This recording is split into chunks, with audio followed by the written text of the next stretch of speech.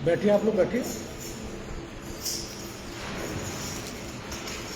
खुदा का हम शुक्र करते हैं अच्छी वर्शिप के लिए। कभी कभी क्या होता है, हम इंसानों को किसी चीज़ को हम आखिरी समझते हैं कि ये आखिरी है, अब इसके बाद कुछ नहीं होगा। लेकिन खुदा ने हमारी ज़िंदगी में कुछ आखिरी चीज़ रखी है। क्योंकि पिछली बार मैं नहीं बोल पाया था पूरी तरीके से, थोड़ा सा मैंने बताया था आवाज़ की वजह से। तो आज हम ये मनन करके वो आखिरी है क्या बाइबल के अनुसार। तो आज का जो टॉपिक है वो आखिरी नियुक्ति समझते हैं ना आप लोग, आखिरी नियुक्ति। और इसका मुख्य पद अगर किसी को मिल जाए तो पढ़ दीजिए, सबदक्ष 9, सब उपदेशक 9 और उसका 4 अगर मिल जाता है पढ़िए, नहीं तो फिर मैं पढ़ देता हूँ, कोई बात नहीं। परंतु जो सब जीवितों में है उससे आशा है, क्योंकि जीवित मरे हुए शेर से बढ़कर है। खुदा बरकत। दुआ मांगे। खुदावन आपका शुक्रिया अदा करते हैं आज के समय के लिए, आपने हमको दिया। आपके भक्त लोग सब आपकी पाक हकल में आ गए हैं। अब थोड़े समय के लिए आपके वचन पर हम मनन कर रहे हैं, हमारी अब सहायता करना। खुदावन यीशु मसीह के नाम से मांगते हैं, आमीन।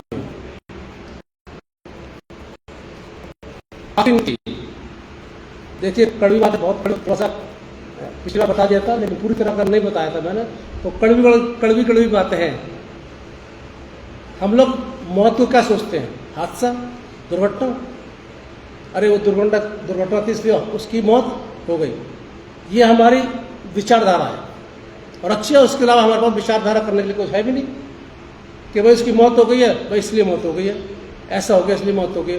मैं अन्य जातियों की बात नहीं कर रहा हूँ, जो मसीह में नहीं है मैं उनकी बात नहीं कर रहा हूँ, जो मसीह में है मैं उनकी बात कर रहा हूँ। तो अगर मसीह में जो व्यक्ति है वो अगर उसको कुछ मौत होती है तो ये कहते हैं दुर्घटना हो गई, एक्सीडेंट हो गया, ऐसा बोलते। पर नहीं, मौत कोई दुर्घटना नहीं है, बिल्कुल नहीं है। मसीहियों की मौत जो होती है कोई दुर्घटना नहीं होती है, ना कोई हादसा होता है। वो खुदा की तरफ से नियुक्त किया हुआ होता है। मौत जो है वो खुदा की तरफ से नियुक्त करी गई है। हम कुछ भी कह सकते हैं इसके लिए, लेकिन बाइबल इसका जवाब यही देती है कि मौत जो है वो खुदा की तरफ से नियुक्त करी गई है। और इसको दुनिया की कोई ताकत नहीं बदल सकती। मौत को जो खुदा ने आखिरी नियुक्ति है, आखिरी सब मतलब जिंदगी का आखिरी जो स्टेप होता है वो मौत होती है, और इसको कोई बदल नहीं सकता। दुनिया की कोई ताकत नहीं बदल सकती इसको।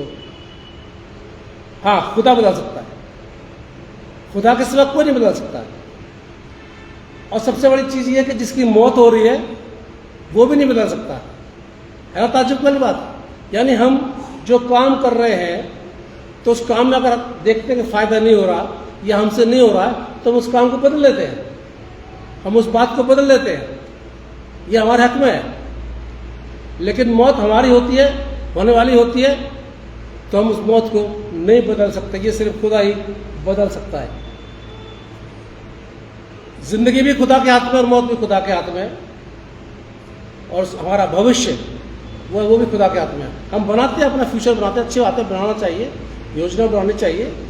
लेकिन बाइबल बताती है कि तुम लोग जो योजना बनाते हो वो मैं तुम्हारे काम के लिए होती है, मैं अपनी योजना तुम्हारे लिए बनाऊंगा। हम बनाते ना योजना जितनी मर्जी, और योजना बनाना बंद मत करिए। ऐसा नहीं है कि बंद कर दे, नहीं, बनाइए, योजना बनाइए, बाकी खुदा पर छोड़ दीजिए। अगर खुदा चाहेगा तो योजना को पूरा कर देगा, नहीं चाहेगा तो नहीं करेगा, सीधी सी बात है। तो ये हमारा आखिरी जो नियुक्ति है वो है हमारी मौत। फिर सवाल कर रहा हूँ पिछले संडे की तरह, कौन कौन, बड़ा मुश्किल काम है। पिछले संडे थोड़ा लोगों ने हाथ उठा दिया था। आप में से कौन ऐसा व्यक्ति है जो अपनी मौत का इंतजार कर रहा है? मैं तो कर रहा हूँ जी, मैं तो तैयारी कर दी पूरी। मैं तो बता भी दिया था घर के सामने दिल्ली वाले, उसमें यहाँ कोई दिक्कत पड़ेगी, दिल्ली में होगी तो मैंने बता दिया इनको, यहाँ पर टेंट लगवा देना वाइट वाला, इधर से बंद करवा देना, सब नक्शा बना दिया है। कौन कौन है आप में से जो मौत का इंतजार कर रहा है? इसका मतलब आपकी मौत नहीं होगी, अच्छी बात है, नहीं होगी, अमर हो जाओ, अच्छी बात है। लेकिन मैं तो कर रहा होगी सबकी, सबकी होगी। अब आप मुझे झूठा बना दीजिए, कुछ कर दीजिए, आलोचना कर दीजिए, वैसे भी मैं आलोचना सुन के तो पक्का हूँ उनको। मौत तो सबकी होगी, लेकिन मसीह इंसान अगर मौत का इंतजार कर रहा है तो उसके लिए बहुत बड़ी बरकत की बात है।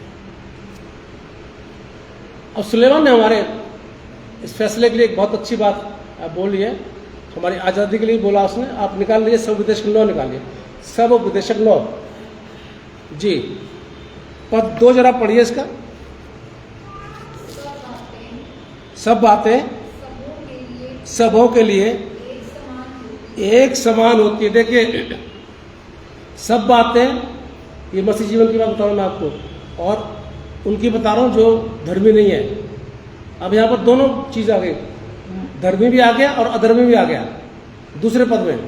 जी सिस्टर, पूरा कीजिए। धर्मी हो या दुष्ट, जी, भले शुद्ध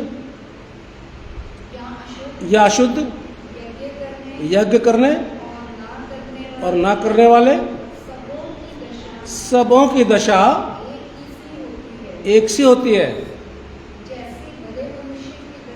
जैसे भले मनुष्य की दशा वैसे ही पापी की दशा। बस, थैंक यू। फायदा क्या हुआ? अब फायदा क्या हुआ? देखिए साहब, अब फिर से गौर करिए, मैं दोनों बातें बोलता हूँ बाइबल की, नेगेटिव भी पॉजिटिव भी, दोनों बातें। मैं वो पादरी नहीं हूँ कि ब्लेसिंग वाली बात बोलता हूँ, आइए आइए आइए आइए, ऐसा नहीं बोलता हूँ। बाइबल के अंदर अगर हमारे लिए कुछ ऐसा लिखा तो उसको भी समझना चाहिए, ये बहुत ज़रूरी होता है। आप नहीं सुनते होगे ऐसे प्रचार नहीं सुनते होगे, वही सुनते हो ब्लेसिंग सिस्टर, आज आपको ये आशीष मिलेगी, सिस्टर खुश हो गई, ब्रदर आज आपको ये मिलेगा। मैं देख रहा हूँ खुदा की बात आपसे, खुदा की आत्मा आपसे बात करे, मैं देख रहा हूँ खुदा का हाथ आपके ऊपर आ रहा है, मैं देख रहा हूँ आपको बहुत आशीष मिल जाएगी। आप जब आशीष मिलेगी तो आप खुदा के दास को और खुदा के घर के लिए दीजिएगा। सिस्टर ब्रदर खुश हो गए, खुश हो गए। जैसे पास्टर जी बोलते ना, मैं देख रहा हूँ कि आपको बहुत बड़ी बरकत मिलेगी, कहीं से आपको धन मिलेगा, कहीं से पुराना पैसा आपको मिल जाएगा जो लिखा हुआ है। और जब तक ये पादी साहब बोलते तब तक हमारे पर्स खुल जाते हैं जी, और निकालना शुरू कर देते हैं। हकीकत बता रहा हूँ बिल्कुल मैं, उनकी ऐसे करते करते निकलना शुरू हो जाते हैं। हस्बैंड ने दोनों बात कितना देख और आ जाता है। पर मैं ऐसा नहीं करता बिल्कुल भी। ऐसी गलत बात क्यों? मुझे सपना दिखता नहीं है, मुझे दिखता नहीं है कि भाई आजाद के ऊपर आत्मा उतरता, मुझे दिखता नहीं है, सीधी सी बात है। तो मैं क्यों बोलूं? तो नेगेटिव जो है बाइबल के अंदर वही बात सुनिए आप लोग।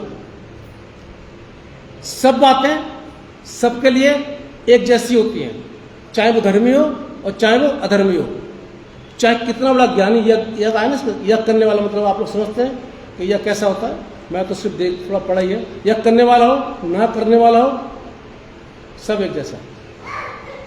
अब फिर सवाल कर रहा हूं, फिर हमारा फायदा क्या हुआ? हमारा पड़ोसी अधर्मी है, हम धर्मी है, हमारे पड़ोसी को वही मिल रहा है जो हमको मिल रहा है, फिर फायदा क्या हुआ? धर्मी बनने से फायदा क्या हुआ? विचार करिए, इसको गंभीरता से विचार करिए। जब सारे लोगों के लिए दशा एक सी होती है, चाहे वो पापी हो चाहे ना पापी हो, चाहे वो शुद्ध हो चाहे अशुद्ध हो, ये बाइबल बता रही है, चाहे कैसा भी क्यों ना हो। और सुलेमान बहुत बड़ा ज्ञानी था, बहुत बड़ा बुद्धिमान था, वो इस बात को लिख रहा है। तो फिर मुझे और आपको ये रूहानी जिंदगी जीने की क्या जरूरत है? चर्च में आने की क्या जरूरत है? चंदा देने की क्या जरूरत है? बाइबल पढ़ने की क्या जरूरत है? दुआ करने की क्या जरूरत है? क्या जरूरत है? जब उसके साथ ऐसा हो रहा था, हमारे साथ भी ऐसा हो रहा है। मैं फिर बता रहा हूँ आपको, धोखे में रखता मैं बिल्कुल भी, क्लियर कर रहा हूँ, क्लियर बाइबल जो बता रही है क्लियर। लेकिन आप सुनिए ध्यान से, जब धर्मी अधर्मी की दशा एक जैसी होती है, जब तक जमीन पर है, कब्र में क्या जैसी, या दफनाते हैं जैसे जलाते, जो भी करते हैं, जैसे XYZ, सब एक जैसा होता है। तो हम रूहानी जिंदगी क्यों जीते हैं? क्योंकि हमारा अनंत काल जो है वो यीशु मसीह के पास सेफ है।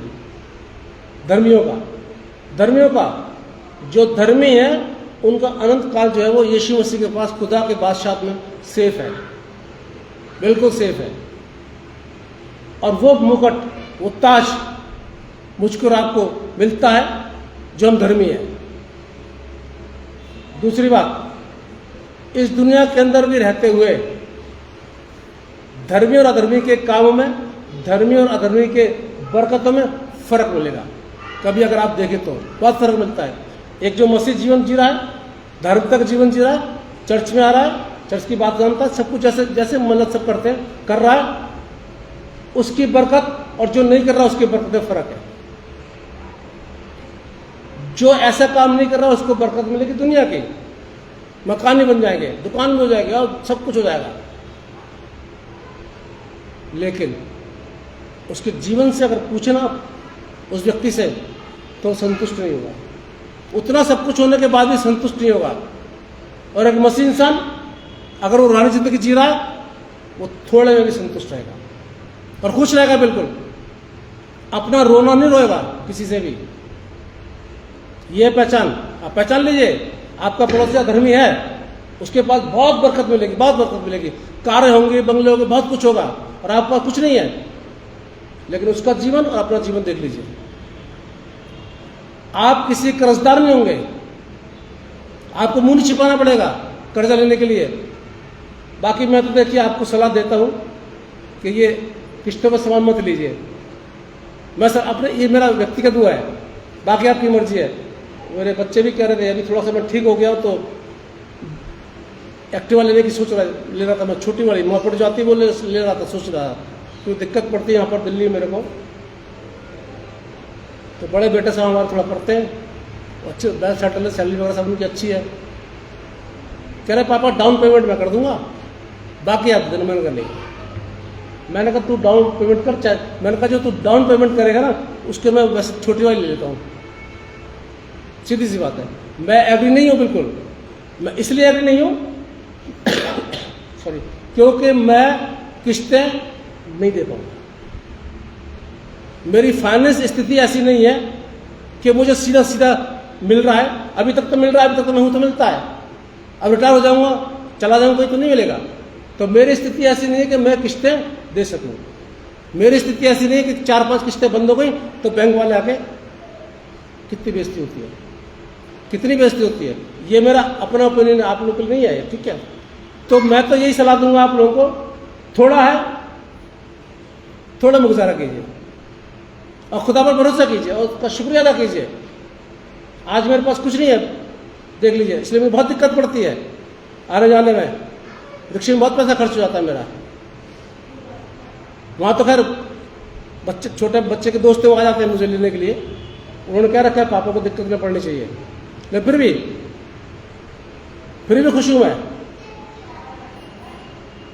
इसलिए एक धर्मी मसीह और अधर्मी इंसान, उसकी बरकतों में आप फर्क देख लेना।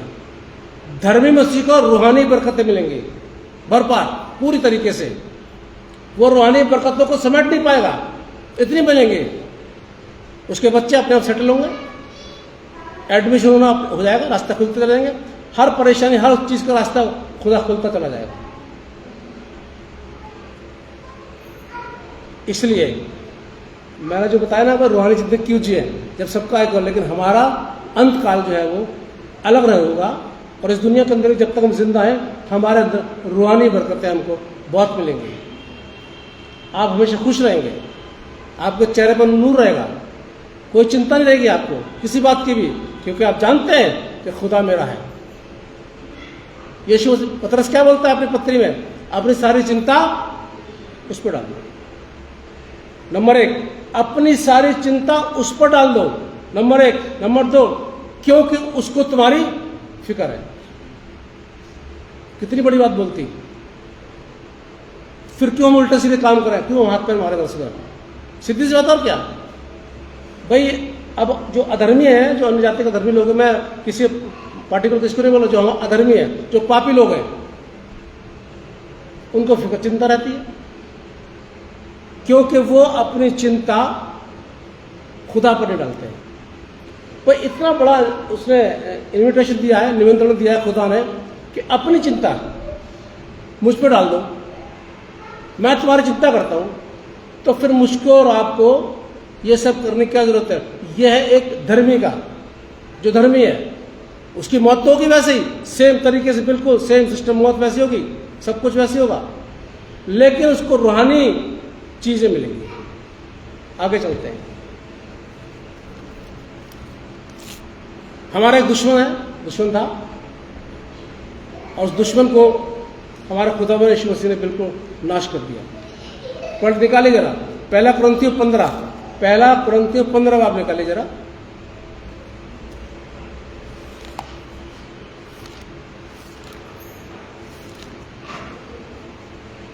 और उसका जरा 26 पद पढ़िए।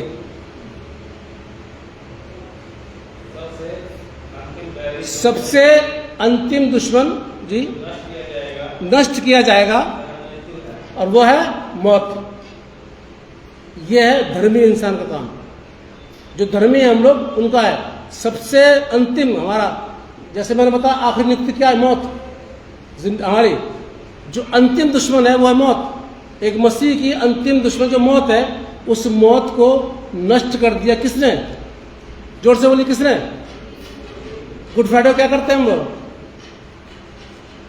यीशु मसीह ने अपनी जान सलीब पर देख करके वो आखिरी दुश्मन को नष्ट कर दिया। अब हमारी रूहानी मौत नहीं होगी, बिल्कुल। हम अगर सही चल रहे हैं, खुदा की उपस्थिति में चल रहे हैं, तो हम यीशु मसीह खुदा की गोद में जाके बैठेंगे। रूहानी मौत नहीं होगी हमारी। अब रूह तो वैसे भी नहीं मरती है, ऐसी बात नहीं, लेकिन अधर्मियों की तो हो जाएगी। वो दो चीज देखा है ना, मैंने देखा नहीं आज तक। वो आप देखा कभी कोई चीज? नरक और स्वर्ग देखा किसी ने? मैंने देखा नहीं। देखते क्या होता, क्या मिलता है, लेकिन है ये। अब जो रूहानी जिंदगी जी रहा है मसीह, उसका जो वो है, वो सीधा खुदा की गोद में जाएगा। ये बिल्कुल क्लियर बता रहा हूं मैं आपको। और जो रूहानी जिंदगी नहीं जी रहा है, यहां भी उसको रूहानी बरकतें नहीं मिलेंगी, और वहां तो मिलेंगे नहीं। आग की कुंड में, गंदक की झील में डाला जाए। एक बात हो रही थी एक बार हमारी, जब लोग बैठते, कई पास्टर्स लोग बैठते आपस में, तो बात हो रही थी, तो भाई साहब ने बोला मेरे से, मोहम्मद भाई, हमारा तो जिस्म है, हम क्या पता रूह को क्या हो रहा है। हम जब आपस में ऐसे आपस बात करते हैं, कलीसिया के साथ नहीं, आप लोगों के साथ ऐसी बात नहीं करेंगे बैठ करके आपस में। तो मैंने कहा भाई पादरी साहब, खुदा कहता है कि मेरी रूह तुम्हारे अंदर है, और रूह का क्या होगा ये तो ना मैं जानता हूं ना आप जानते हैं, ये खुदा जानता है। लेकिन होगा, ये पता है कि रूह का होगा। अब वो कब होगा, कैसे होगा, किस तरीके से खुदा करेगा, वो उसको पता है। लेकिन धर्मी इंसान की रूह तड़पेगी नहीं, ना यहां पर इस शरीर में रहते हुए, ना शरीर के बाहर। आगे चलते हैं। तो हमारा अंतिम दुश्मन क्या हुआ? खुदावंद यीशु मसीह ने नाश कर दी। आगे जरा निकालिए। सुलेमान ने पूरी ईमानदारी से हम सबके लिए ये संदेश छोड़ा है जो हम पढ़ रहे हैं। 9 अध्याय सबूत 9 में आ जाइए फिर से। इसका जरा तीसरा पद और पढ़िए।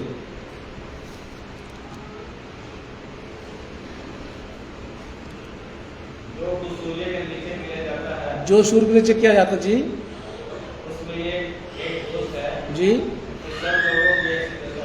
जी, और के मन में बुराई भरी हुई है जी, और जब तक वे जीवित रहते हैं उनके मन में कालापन रहता है जी, और उसके बाद वे बड़े हो परिणाम मिलते हैं।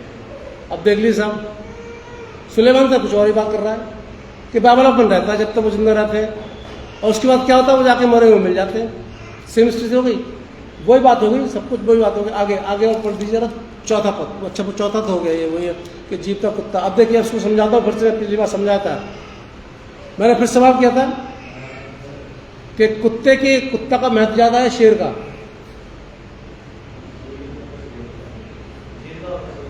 नहीं, अभी जिंदे मुर्दे की बात नहीं कर रहा हूं मैं, अभी तो सिर्फ पूछ रहा हूं कुत्ते का महत्व ज्यादा है शेर का? ठीक है। अब शेर जब तक जिंदा है, सुनिए ध्यान से, शेर जब तक जिंदा है तब तक तो उसकी वैल्यू है, और शेर अगर मर गया तो वैल्यू खत्म, और जिंदे कुत्ते की वैल्यू हो रही है। यहाँ पर जिंदा कुत्ता है उसकी वैल्यू हो रही है, और शेर मर गया तो उसकी वैल्यू नहीं होती। वो हमारे इंसानों की बात है। आगे भाई जरा 5वें पद पर पढ़िए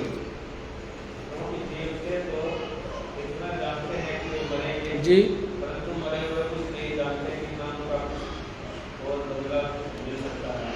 जीव तो जानते हैं, जिंदा इंसान जानता है कि मरेगा। क्लियर बात हो गई यहाँ पर।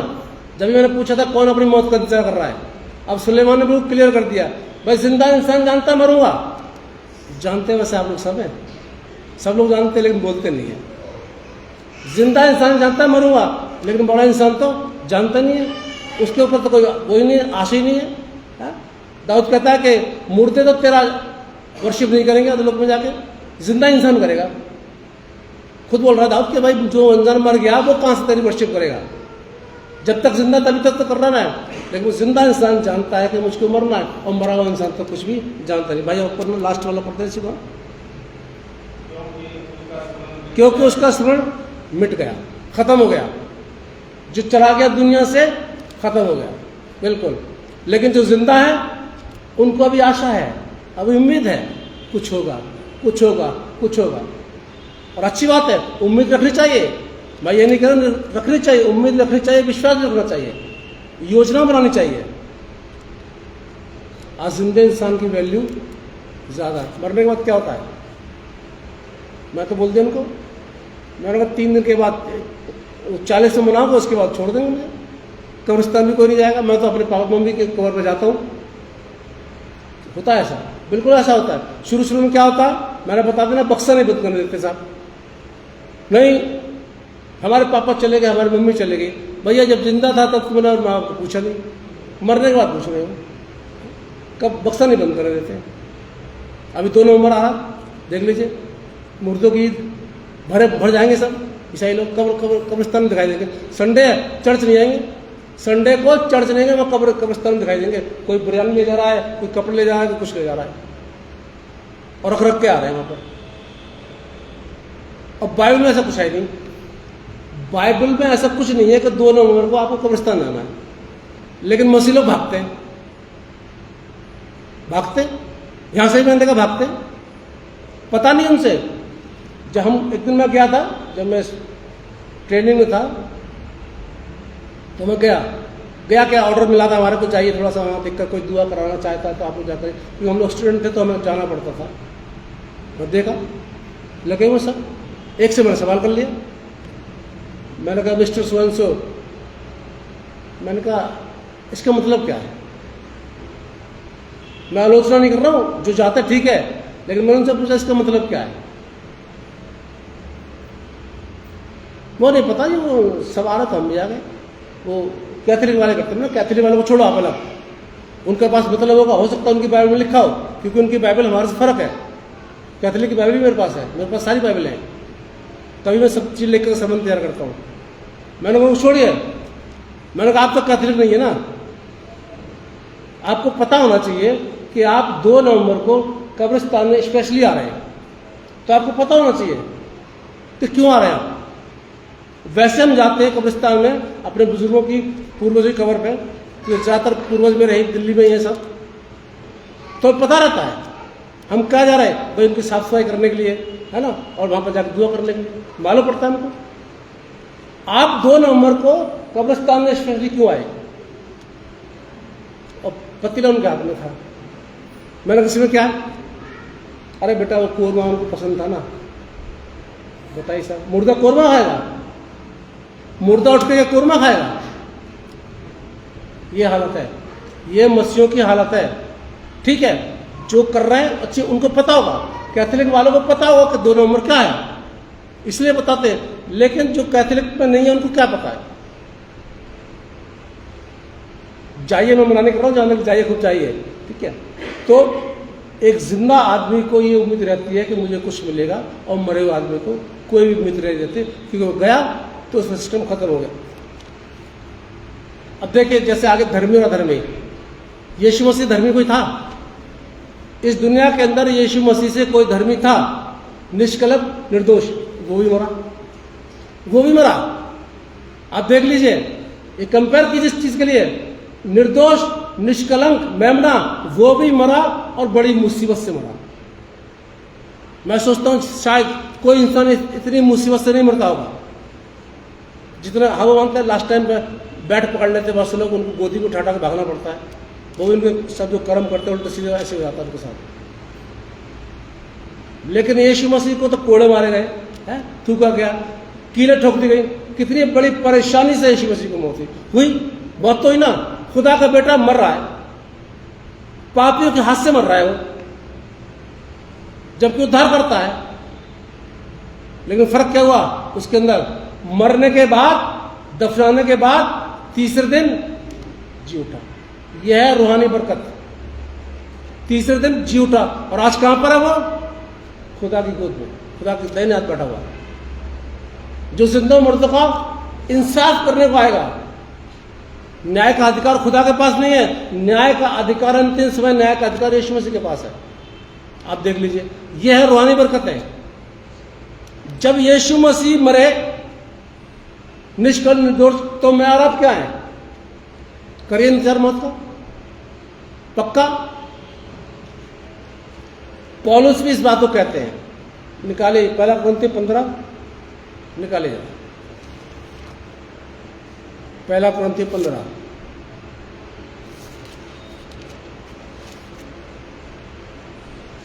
और यीशु मसीह ने तो अपने बारे में बोल दिया था कि मरूंगा, तीसरे दिन जिंदा हो जाऊंगा, अभी जो पढ़ा गया मत्ती 16 में। अब 1 कुरिन्थियों 15 निकालिए और इसका जरा पढ़िएगा आप, 50 से पढ़िए, 55 से पढ़िए, 55 पद, 1 कुरिन्थियों 55। हे मृत्यु तेरी जय कहाँ रही? हे मृत्यु तेरा डंक कहाँ रहा? पौलुस ने स्पष्ट कर दिया कि हमारी रूहानी मौत नहीं होगी, बिल्कुल हम यीशु के साथ रहेंगे। प्रकाशित वाक्य निकाले जा रहा है। पर दुष्ट लोग सुनिए, ये जो मृत्यु का डंक कहाँ रहा, ये विश्वासी मसीहों के लिए है, ये धर्मियों के लिए है, ये अधर्मियों के लिए नहीं है। बिल्कुल यहां प्रकाशित वाक्य में और स्पष्ट कर दिया कि दुष्टों की दशा क्या होगी। निकालिए प्रकाशित वाक्य उसका 21 अध्याय, प्रकाशित वाक्य 21।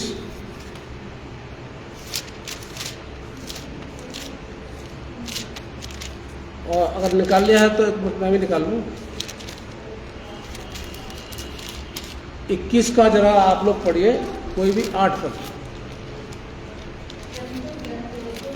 1 मिनट सिस्टर जी, जी पढ़िए जी, जी और जी, जी, जी,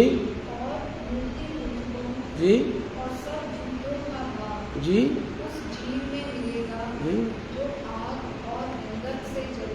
जी। ये दूसरी मौत के बारे में मैं तो जब बात करता हूँ, जब किसी के उसमें जाता हूँ, तीसरे दिन की मीटिंग में, ठीक है। अब देखिए यहाँ पर क्या क्या आया, डरपोक को, ठीक है। ये तो मसीह लोग होते हैं डरपोक। अविश्वासियों, ये मसीह लोग का विश्वास नहीं होता, यीशु मसीह विश्वास करते हैं, ठीक है। आगे चलिए, हत्यारों, मसीह लोग हत्या भी नहीं करते, किसी की नहीं करते, हत्या नहीं करते, दूर रहते हैं, हत्या से दूर रहते हैं।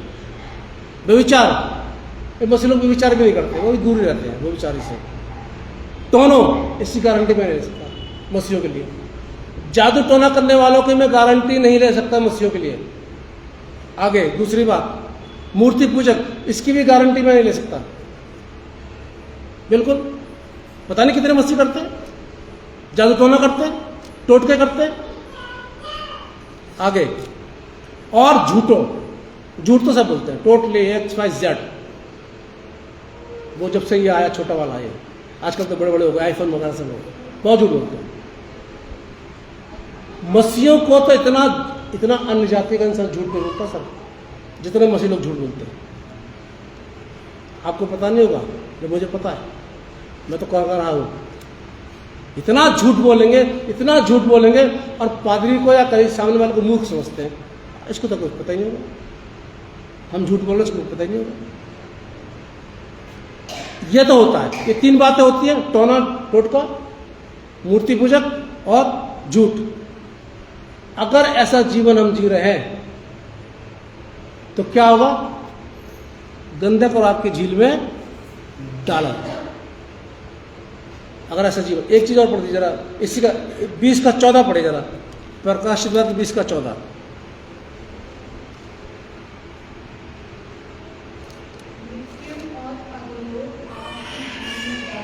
जी, दूसरी मिनट। अब देखिए, हम अगर जो अधर्मी है, जो गुनहगार है, वो उसकी हालत ये होगी, और अगर हम ऐसा नहीं है तो हमारी हालत सी नहीं होगी। मौत बिल्कुल निश्चित है, मौत होगी, एक जैसी मौत होगी, लेकिन धर्मियों की मौत में और अधर्मियों की मौत में कोई फर्क नहीं होगा।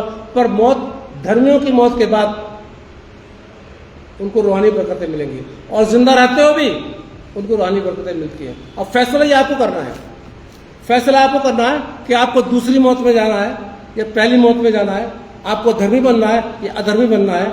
हमारा फर्ज है आपको बताना। अगर आपको अच्छा लगाओ तो ये आप साथ ले जाइए, और अच्छा नहीं लगाओ तो यहीं छोड़ जाइए, मुझे कोई फर्क नहीं पड़ता। अगला संडे कोई आएगा तो उसको ले जाएगा। इसलिए बाइबल, खुदा कलाम मसीह समाज से बोलता है कि जिंदा कुत्ता मरे हुए शेर से ज़्यादा भला है। आइए दुआ मांगे। खुदावन आपका शुक्रिया अदा करते हैं आज के कलाम के लिए जो आपने हमको दिया, हमने वो दिया। हम चाहते हैं बड़े लिखने से हमारी मर्जी नहीं, बल्कि आपकी मर्जी पूरी हो, और जितनों ने आज का कलाम सुना उन पर बहुत बड़ी बरकत देना। खुदावन यीशु मसीह के नाम से मांगते हैं, आमीन। मैंने वो अनाउंसमेंट तो कर दिए, लेकिन फिर भी बता रहा हूँ, अगले संडे 10 बजे का चर्च होगा, ध्यान रखिएगा आप लोग। अगले संडे 10 बजे का चर्च होगा, और फिर मैं किसी दिन कुछ आप 2-4 लोगों को बुलाऊंगा जो हमारे हैं, जो मेंबर, उनको बुला के मैं बात करूंगा प्रोग्राम के लिए। तो मेहरबानी से जब मैं फ़ोन करके बुलाऊं कि भाई संडे आया ना तो आ जाना, डरना मत कि पैसे कुछ मांगेंगे, पैसे वैसे कहीं ना मांगे, ऐसा कुछ नहीं करूँगा। कुछ हमारे प्रोग्राम है, कुछ एक बात है जो वहाँ से भी कुछ बताऊँगा मैं, ठीक है ना। तो घबरा मत जाना आप लोग कि अरे भाई साहब का फ़ोन आ गया, भाई साहब ने बुलाया संडे को, तो इसमें सारा है, कहीं पैसा ना मांग लें। ऐसा नहीं, पैसा मुझे मांगना होगा तो वहीं से मांग लूँगा, ठीक है, बाकी नहीं। तो वो प्रोग्राम के बारे में कुछ बातचीत करेंगे। खुदा बरकत दे आपके लिए। और आखिर में गीत गाए, गीत का नंबर 383 के साथ में आज कहा दिया।